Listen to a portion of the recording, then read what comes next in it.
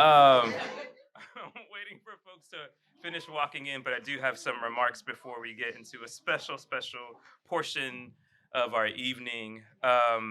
Good evening. My name is Joel Diaz. Thank you so much. I'll do it again. Good evening.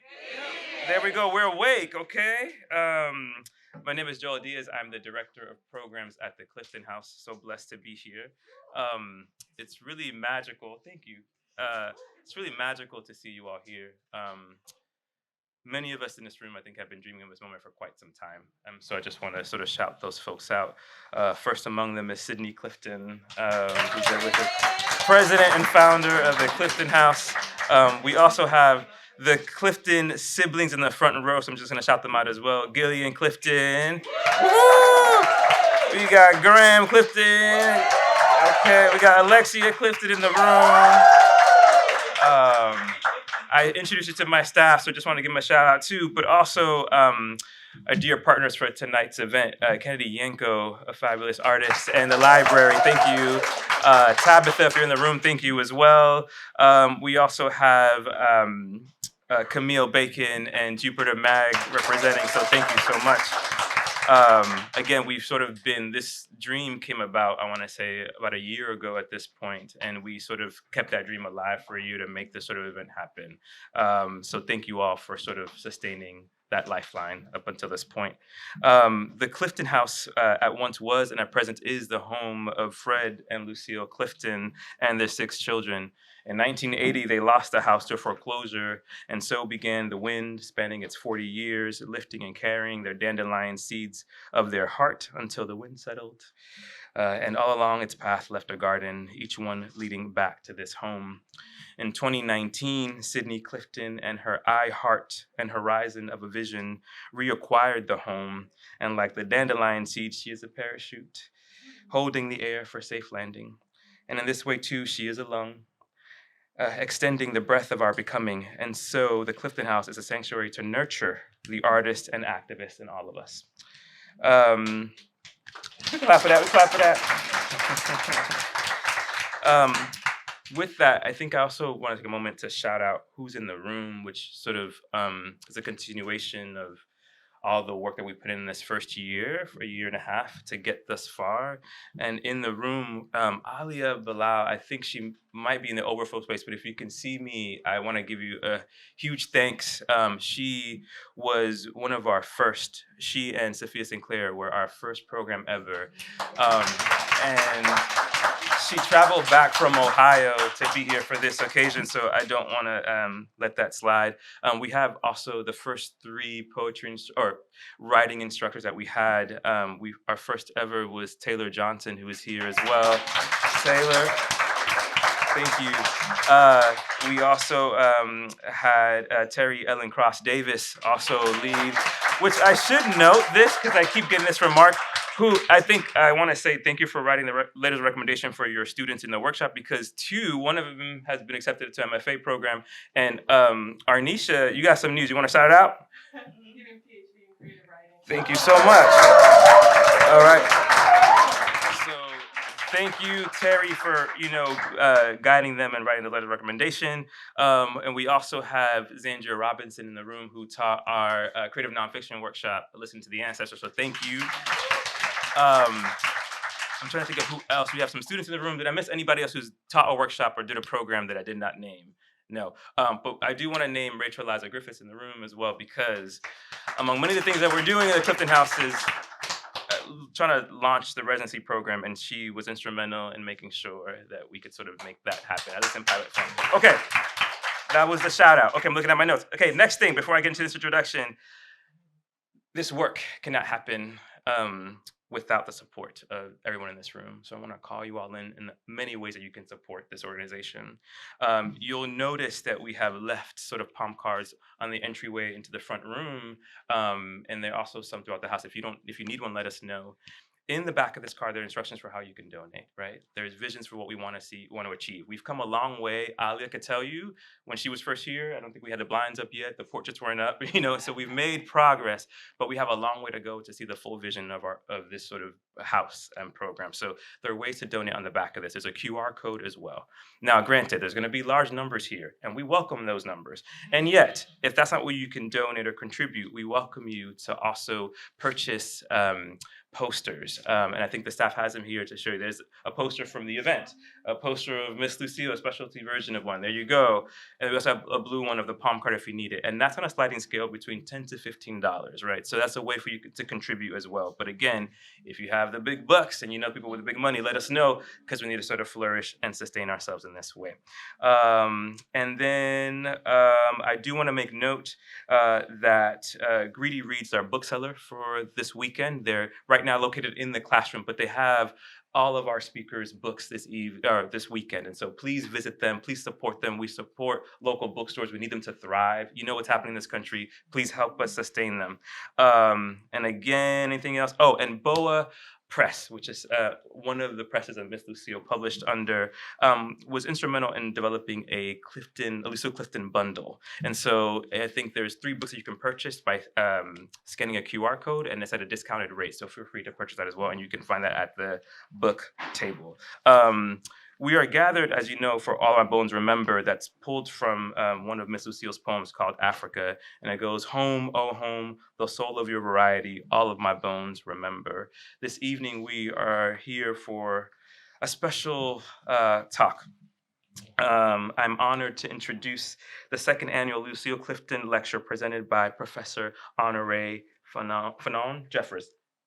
Correct me. Okay, good. I was going to be like, correct me. Okay, this lecture is that one of the highlights of All on Bones Remember, an event which draws its name from Lucille Clifton's poem Africa, which I just mentioned, a meditation on ancestry. Last year, poet and educator aracelis girmay gave the inaugural lecture on the aesthetics and sounds of Lucille Clifton. This year, Professor Jeffers will delve into the communality of her writing, taking us home as Clifton did in Africa. Before she begins, allow me to tell you a little bit about Professor Jeffers, and our guest of honor. Professor Jeffers is a poet, essayist, and novelist. She is the author of 5 critically acclaimed books of poetry and a novel, The Love Songs of W.E.B. Du Bois, which won the 2022, you can clap for that, clap it up when you feel compelled, which won the 2022 National Book Critics Circle Award for Fiction. Professor Jeffers has also been awarded the 2021 NAACP Image Award for Literary Work in Poetry, the 2021 Penn Walker Award, and the 2021 Los Angeles Times Book Prize in Poetry, among other accolades. Since 2002, Professor Jeffers has been a professor of English at the University of Oklahoma in Norman. You're retired. Okay. So you rounded out. Sorry. Outdated. Thank you so much. Oh no, this is love. It's all good. This is lovely. Okay. Currently, Professor Jeffers is writing Lucille Clifton biography to be published by Alfred A. Knopf in 2026. So clap it up. Nope. 2028. Timeline has shifted, okay? It takes time for greatness. She has defined the term Sankofa poetics. Sankofa is the Akan proverb and symbol meaning go back and fetch it. As defined by Professor Jeffers, Sankofa poetics are written by people of Black or African descent who address African culture through innovation. Professor Jeffers has lectured on the Sankofa poetics of Clifton's work, citing Clifton's Blackness, not only in heritage, but in political sensibilities as well. Tonight's lecture is an extension of that scholarship. According to Professor Jeffers, the legacy that Clifton accesses was passed down through story and blood. Please join me in warmly welcoming Professor Jeffers for the 2nd Annual Lucille Clifton Lecture. Thank you so much.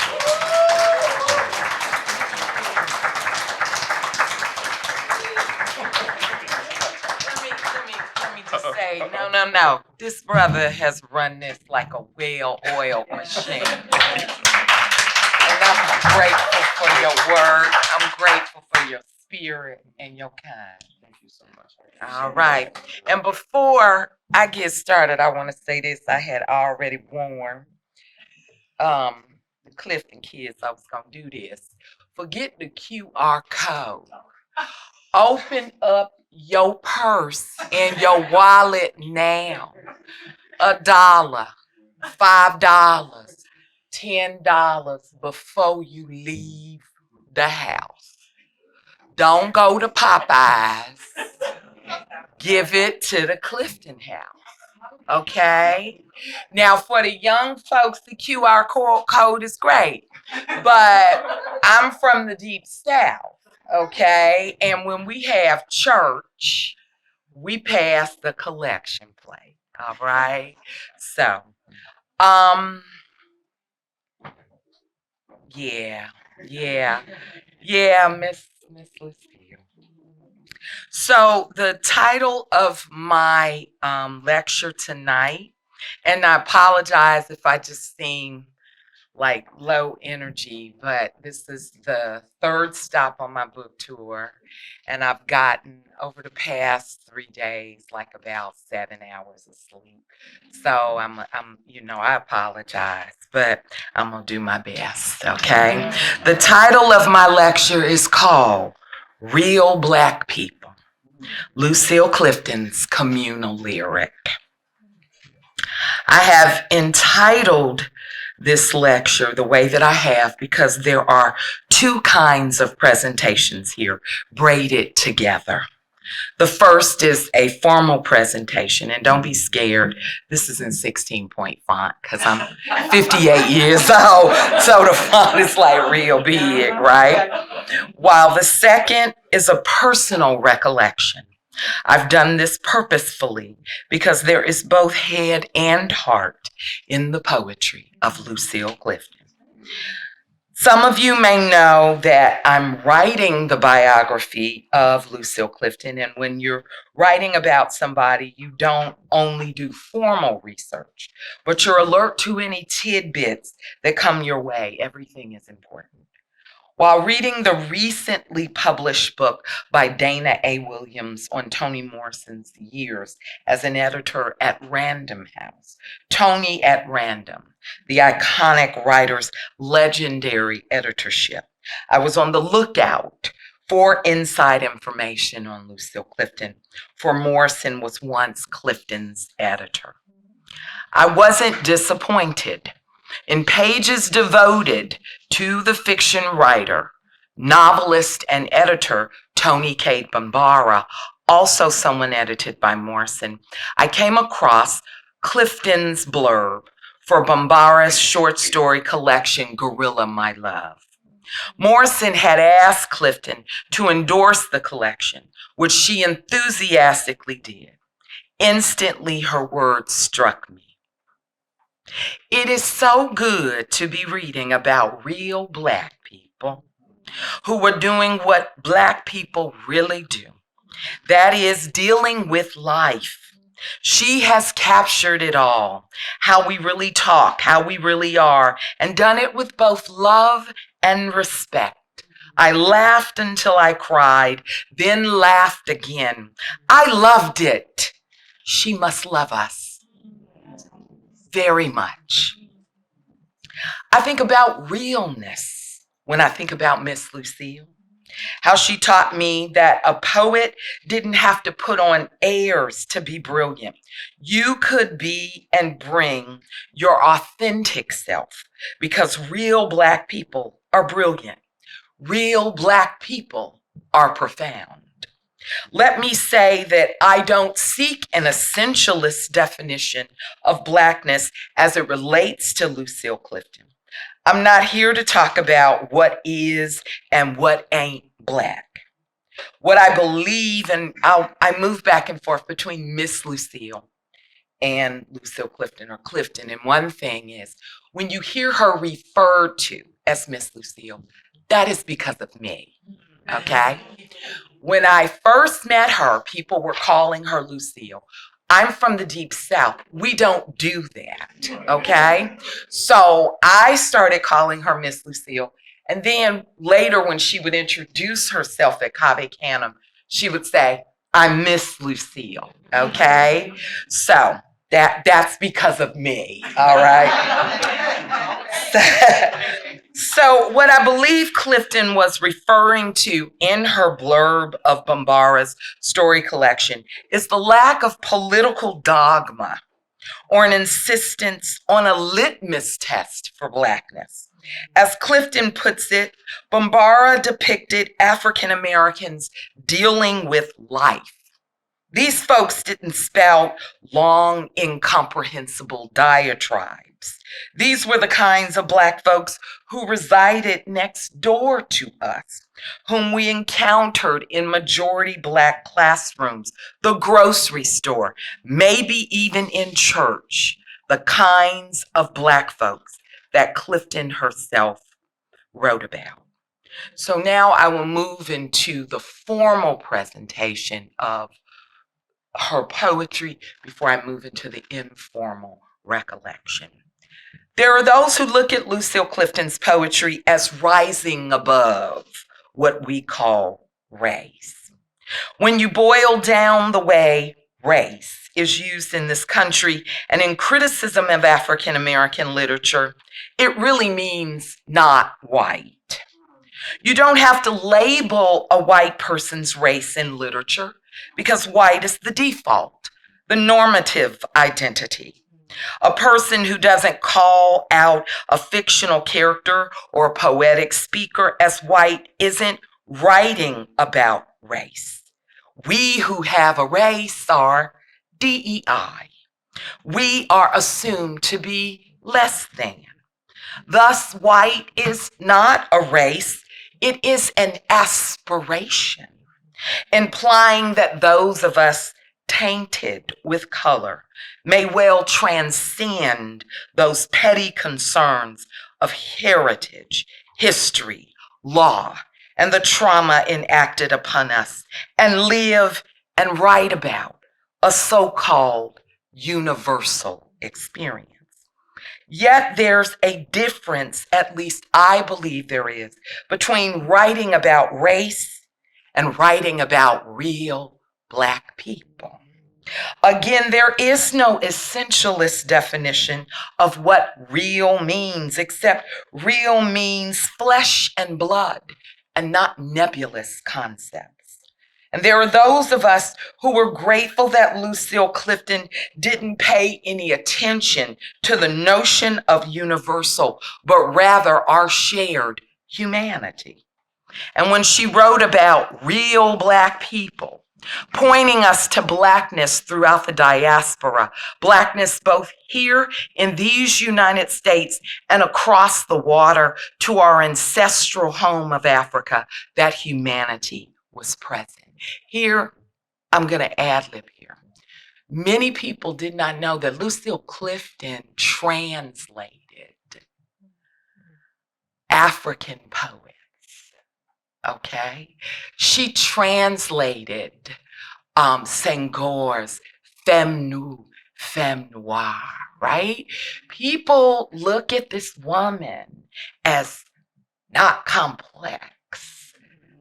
And that is because they don't understand that you have to bring an entirety of knowledge to a 19-word Lucille Clifton poem, okay?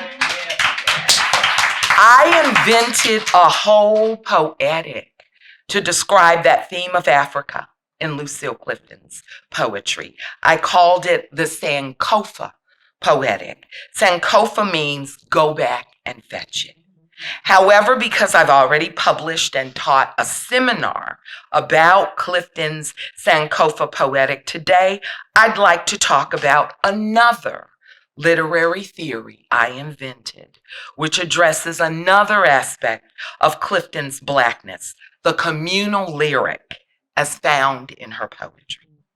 12 years ago, when I defined the communal lyric as a Black poetic, I was struck by the frequent occurrence of first-person Black speakers in poems written by Black poets, and how these speakers vacillated between a collective plural first-person pronoun, we, to a singular pronoun, I.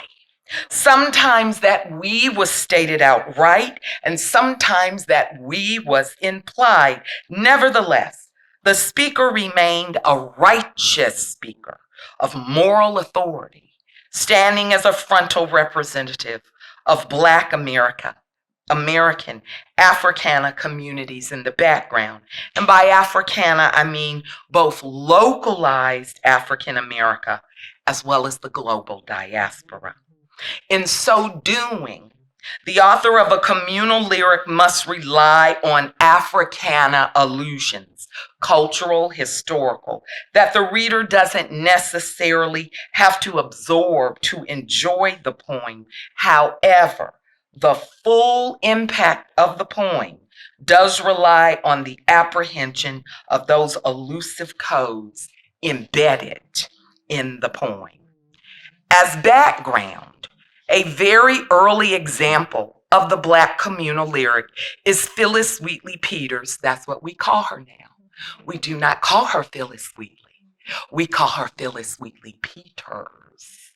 And if you want to know why, I can tell you that these white folks lied about this woman's husband in order to excise him from her life.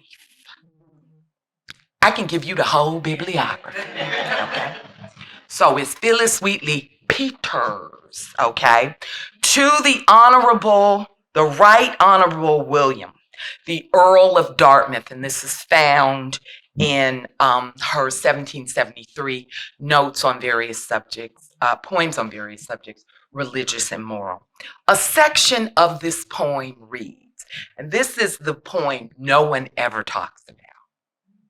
Should you, my lord, while you peruse my song, wonder from whence my love of freedom sprung, whence flow those wishes for the common good, by feeling hearts alone best understood, I young in life, by seeming cruel fate, was snatched from Afrique's fancied happy seat. What pangs excruciating must molest? What sorrows labor in my parents' breast? Stilled was that soul, and by no misery moved, that from a father seized his babe beloved. Such my case. And can I then but pray others may never feel tyrannic sway? Y'all didn't know she had that in her, did you? Okay. Hear what we have, and remember that Lucille Clifton was at the original Phyllis Wheatley Peters Poetry Festival in 1973, okay?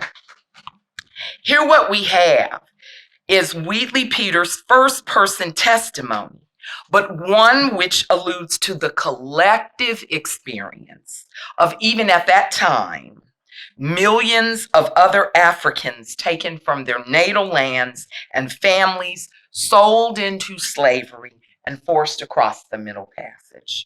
We see that through the resonance of the phrase common good and her wish that others may never feel tyrannic sway. Here, tyrannic refers to bondage. When I trace the literary matriline from Wheatley Peters to Lucille Clifton, for the former made Clifton's life as a Black woman poet possible. Okay, here we go. I'm like, what happened? There are so many Clifton communal lyrics. I will focus on two of my favorites, Why People Be Mad at Me Sometimes, and To Miss Anne. One of these poems is incredibly short, while the remaining one is medium length. But what is fascinating and what decides the communal lyric is that each poem references previously known codes before the reader, again, even enters the poem. And what are these codes for these poems?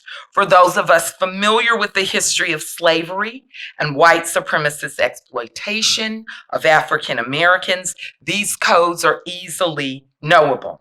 Let's get into those with that favorite poem, of mine, Why Some People Be Mad at Me Sometimes, from her book Next, which appeared in 1987. They asked me to remember, but they want me to remember their memories. And I keep on remembering mine. Written in life. I love that point. I love that point so much. Okay. All right, now we cooking with gas now. Let's have some church up in here. All right. Written in lowercase using Clifton. Y'all were like, look at her with her sedity self. And y'all didn't know how country I was, okay?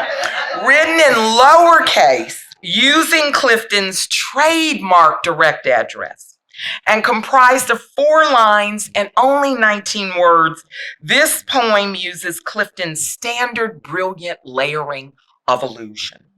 The use of some people be mad instead of some people will be mad indicates the African American vernacular, with the elimination of the auxiliary or helping verb that non-Blacks use in the so-called standard English dialect. Thus, we know we are dealing with a Black speaker here. Further, who are these some people in the title? And the they and their in the body of the poem. On the surface, the wishes of third persons are folks that the speaker studiously ignores, much to the anger of these third persons. That's why they be mad. And the some people also indicates a usage of signifying, a term you might be familiar with from Henry Louis Gates. Come on now. Y'all need to know who this woman was, okay? I'm here to tell you, all right? Indicates a usage of signifying that's found in Henry Louis Gates Jr.'s literary theory text, The Signifying Monkey, a theory of African American literary criticism. However, signifying was not invented by Henry Louis Gates, which he freely admits. The African American term goes back before the Civil War and is used as a canted insult. In utilizing signifying, the speaker knows who some people are, but won't name them. When we consider the communal lyric here, we're confronted with Clifton's covertness. We don't know who the speaker is in Why Some People Be Mad at Me Sometimes. Is it Clifton herself, or is it a persona? Is the speaker gendered as female or male, or is the speaker genderful? Because we know there are more than just 2 genders, okay? This kind of covertness informs many Black communal lyrics. We don't always know who the speaker is, but what we do know in this poem is that the some people in this poem are oppressive in their anger. They want to erase the memory of this speaker because the speaker's memory morally indicts them. Even if this poem doesn't refer to sexist men of any cultural background or white supremacists, it leaves open the possibility of reference, a gap that our imagination might satisfy in an act of what Saidiya Hartman would call critical fabulation. Let's turn to the second poem, To Miss Anne, from An Ordinary Woman, published in 1974. That's a real good poem, ain't it? It's real good. It's extra good. I will have to forget your face when you watched me breaking in the fields, missing my children. I will have to forget your face when you watched me carry your husband's stagnant water. I will have to forget your face when you handed me your house to make a home. And you never called me sister. Then you never called me sister, and it has only been forever. And I will have to forget your face. Again, written in Clifton's trademark narrative, this poem uses so many allusions.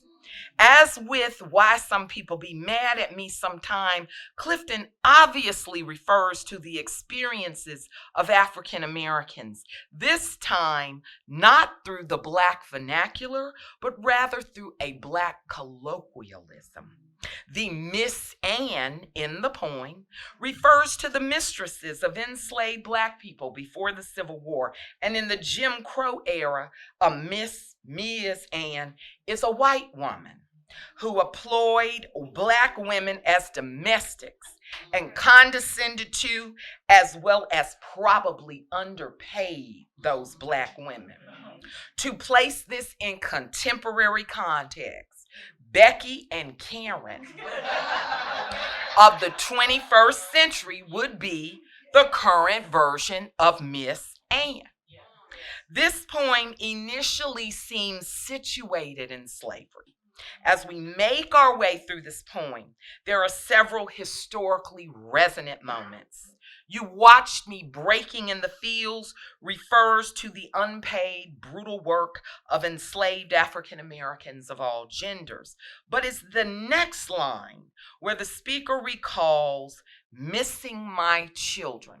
And here, even though we know there are more than two genders, I'm going to place this in a historical context because this was written in 1974, okay? So I just want people to understand that, all right? That broadly hints at the Black woman's experience, specifically the theft of the reproductive labor of Black women and the separation of Black mothers from their children by the auction.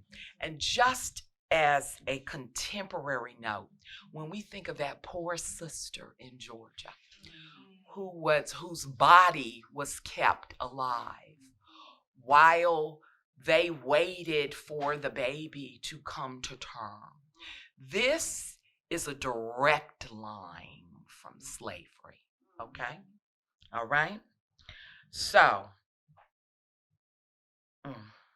by the second stanza, we know a Black woman is speaking, but this woman is more than a persona. She is Clifton's ancestor. And while Clifton speaks for this ancestor, we must open ourselves to the very real possibility that this ancestor is speaking through Clifton. For the latter is a self-described two-headed woman who experienced spiritual visions. The third stanza is equally rage-filled and heartbreaking. Is it the third stanza? Hold on. I think I might be, it's the second stanza, I think. Yes. The second stanza, when the speaker describes herself as carrying the stagnant water of Miss Anne's husband, a direct reference to white men's horrific intimate abuse of enslaved Black women. As we draw closer to a gendered experience, when the Black woman is handed a white woman's domestic interior to make a home, we see that this is occurring despite the trauma she has experienced. Finally, the last stanza toggles the past and the present, the first person singular and the first person collective of the communal lyric. Despite all that this Black woman has endured, the white woman who has ignored her suffering has never called her sister. When we remember that this poem is dated 1974, once again we understand Clifton signifying the mainstream feminist movement of the 19th and 20th centuries, dominated by white women, ignored the issues facing Black women, issues including white supremacist violence and the weaponization of the carceral and legislative state against Black families. The question that academic poets might ask, I used to consider myself an academic poet, so I can anticipate this question, is, given the direct, knowable language of these poems, why would these two poems be lyrics instead of narratives? So one of the things that Miss Nikki and Miss Rachel Eliza and several of us know is that now the lyric has been privileged in these MFA programs, okay? That you write in this sort of very fractured, avant-garde way, okay? That's the best way to write a poem. So I'm explaining this as I move into the next paragraph. While some page poets derisively refer to narrative poems as old-fashioned and hurl the insult of accessibility at narrative poems, yes, being accessible is supposed to be a bad thing among certain poetry communities, and yes, I'm signifying here. The lyric poem is privileged because it is considered subjective. But Blackness is wholly subjective as well. Therefore, my use of the term communal lyric is tongue-in-cheek, because the subjective knowledge, the lyric, is nevertheless a Black community knowledge. For we know something other folks don't know. And that's why some people be mad at us, okay? And now, if I may, I'd like to offer a few personal recollections in a sort of communal lyric of my own. For though I'm an individual poet, I stand for that collective of Black poets who were personally impacted by Lucille Clifton's poetry and her empathetic, generous presence. In holding up to light, or because I love the way it sounds in French, tenant jusqu'à la lumière, a few of the jeweled years that Lucille Clifton walked on this planet, I'm going to be selfish and discuss my reasons for loving this lady and her poetry. In this informal portion, I'm going to call her Miss Lucille, because that was her name to me. She wasn't my blood mother. She had 6 of her own children, and I am respectful of that powerful relationship. But still, I feel so fiercely possessive of her. There were times that I heard Miss Lucille read her poetry. I can recall each of those moments and the effect it had on her audience. Church, but not church. A summoning, yet a public convergence. She didn't put on an artificial show. As always, she was only herself. She had a way of making people feel seen. Her poems, so deeply personal and utterly spiritual, somehow, even when they were secular, made us adore her. More than that, real talk, as the kids say, we Black poets worshiped her. My mother told me that I met Miss Lucille when I was 5 years old, though I have no memory of it. Her daughter Sydney tells me, I've been in this house before. Miss Lucille would tell me that story of our meeting at least 4 times during our 11-year friendship. Her stories were familiar. She favored repeating something good, like you cook the same delicious meal for special occasions. I find that I do the same myself now that I am a certain age. It must have been either late 1972 or early 1973, for by the time I was 6, we moved away from Maryland, where Miss Lucille lived with her husband, Mr. Fred Clifton, and their 6 children. Her youngest child, Alexia, Lexi, her family calls her, was 7. And it would tickle Miss Lucille that Lexi was outraged by that a little girl, me, who was 2 years younger, was receiving so much attention. Lexi said, "What's so special about 5 anyway?" Miss Lucille would say, and then she burst into giggles. How I loved to hear her laugh. I want to reach back through the fog of years and recall that moment when Miss Lucille noticed something special about me even then. But only the elder can fill in those gaps. My mother recalls that Fred Clifton sure was good looking, punctuating her assessment with a black woman's And Miss Lucille told me that at gatherings of black artists, intellectuals, and writers, attendees would use her as a babysitter. They assumed that because she had 6 children, she would want to take care of everybody else's kids. That amazed me, that somebody could treat such a miraculous woman this way. So I wasn't a stranger to Miss Lucille, the stories of her through the years, but she was a stranger to me until I entered graduate school, which was a lonely, isolated, and racist time. My classmates and my professors, all white, in my Master of Fine Arts program seemed to only know 2 black poets' names, Rita Dove and Yusef Komenyaka. But then one afternoon in a workshop, my young white female professor read Lucille Clifton's Mary's Dream in a paper-thin, reedy voice. Winged woman was saying, full of grace and light. There was a note that wrapped around somebody's finger.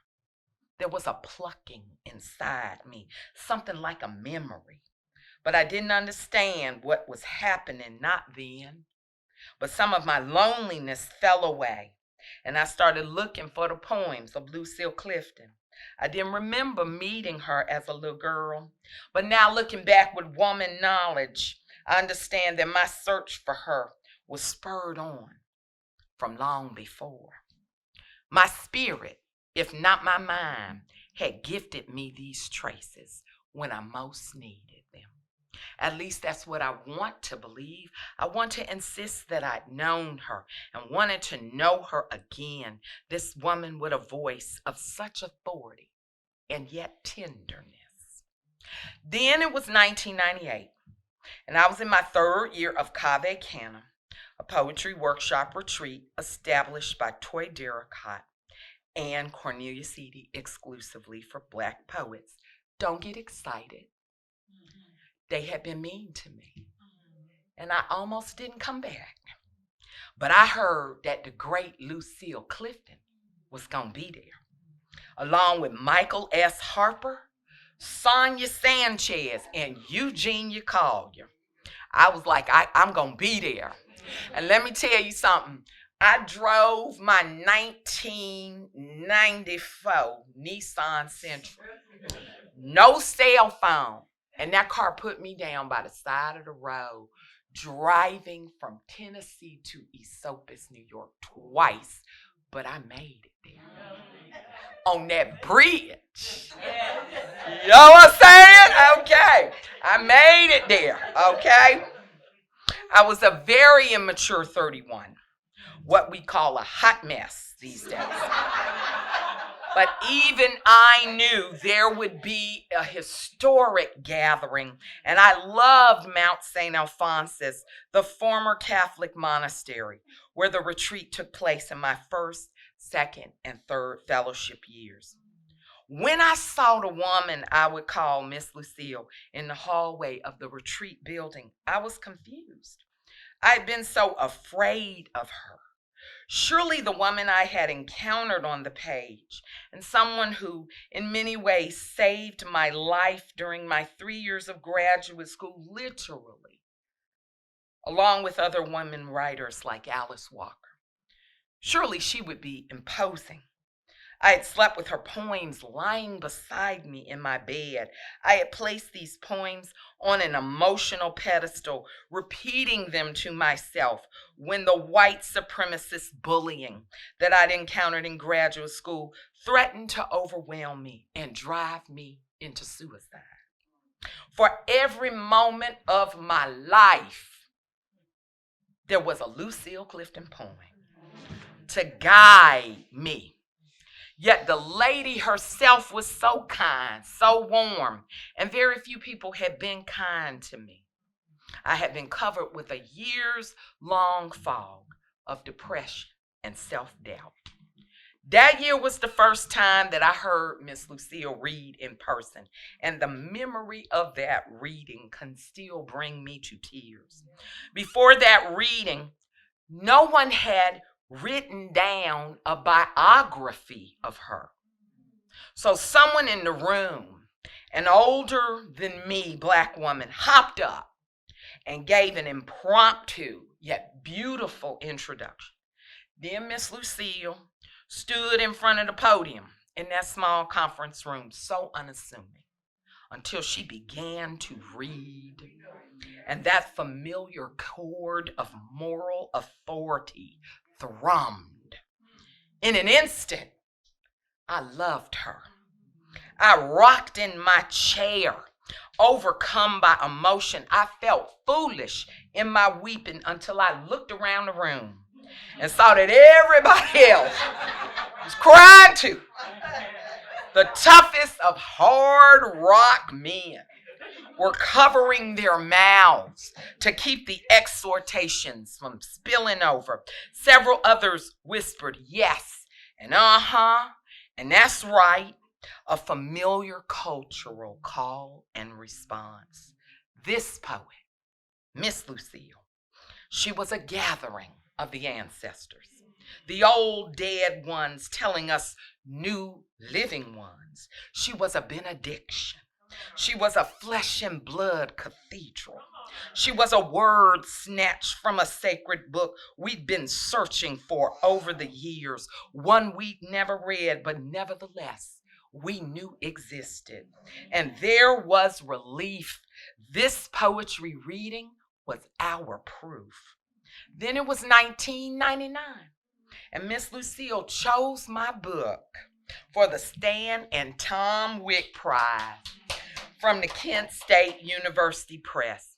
Maggie Anderson, the prize director, made the mistake of giving me the judge's phone number. Ooh, Lexi, no. I called. What you doing, Miss Lucille? Ooh, I'm so ashamed. But I would just be like, hey, Miss Lucille, what you doing? She's like, hey, honey. And there began an 11-year friendship. And Miss Lucille, this good woman of light, became the rock of my life. She gave me care. And in that year, I needed so much care. Miss Lucille understood me, for my struggles had been some of her own. I had been sexually abused as a child, and so had she. My intellectual abilities had been questioned time and again, and so had hers. Each time we talked, I felt stronger. I felt self-assured. On one of our last phone conversations, I bitterly complained about the direction of my career, expressing outrage over the many accomplishments of my African American peers, those in my age cohort. And I can tell this story now because I've told this story to Natasha Trethewey. It was Natasha Trethewey. She had won the Pulitzer, and I was mad. It was such a bad look. But I didn't understand that then. You know what I'm saying? And I called her Miss Lucille, and I was mad. And she was trying to, gentle me down. Y'all know what I'm talking about. And she was like, Annie, it's going to be okay. And I was like, I'm a better poet. I was this, that, and the other. And she was like, and then all of a sudden, for the first and only time, she got bass in her voice. And she said, Ani, I am 70 years old, and I have not won the Pulitzer. I was so ashamed. It had never even occurred to me, right? That they had overlooked her. I'm still mad about it.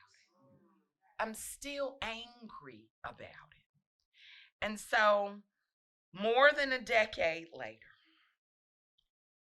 I am embarrassed about how I believe that someone else's joy would steal my own. Yet, after that moment, Miss Lucille was cheerful in the face of my ugly jealousy, telling me, don't even think about all that. My time was coming. When I expressed doubt at this opinion, she gave her final verdict. It wasn't her opinion. It was the truth. For she had a vision of accolades. And these visions were gifts from our collective ancestors. Another kind of communal lyric. And let me tell you, when Oprah Winfrey called me, I heard Miss Lucille laughing in my mind. I heard her saying, didn't I tell you so? I sat on my couch and I cried like a fool. I was like, oh my God, because she did. She had seen it. But more than that, and I ain't naming no names, there were people, Black people, who tried to destroy my career. Okay? When I needed a job.